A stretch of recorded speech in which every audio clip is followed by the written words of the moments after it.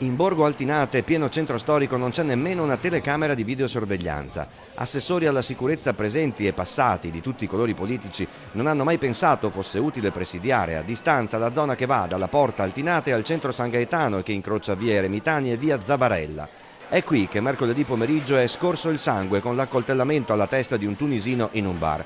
Ma dopo poche ore, la notte successiva, in via Gozzi la scena si è ripetuta. Nel giro di mezza giornata la città si è ritrovata insanguinata. Ritiene che Padova stia diventando una città insicura? Certo che sì, c'è lo spaccio alla luce del giorno.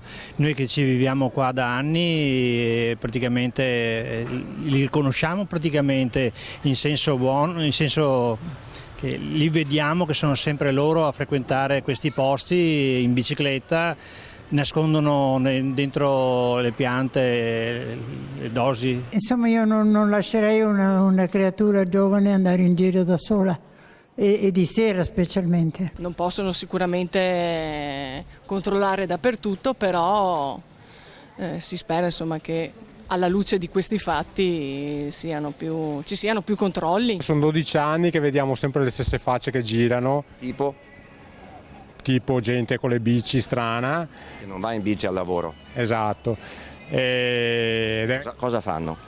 Beh, sicuramente spacciano, è sicuro questo. Cioè, questa gente qui controlla praticamente tutto l'asse fino al portello praticamente. Il salotto buono di Padova, quello della cultura, con il centro universitario, il museo della Terza Armata, l'ex cinema Altino di Quirino De Giorgio, il vicino conservatorio, la chiesa di Santa Sofia, degli studi legali importanti, dei restauri impeccabili, dei negozi e delle librerie. In questo habitat curato e molto frequentato non ci sono telecamere di sorveglianza collegate con le forze dell'ordine, nonostante lo spaccio e i coltelli.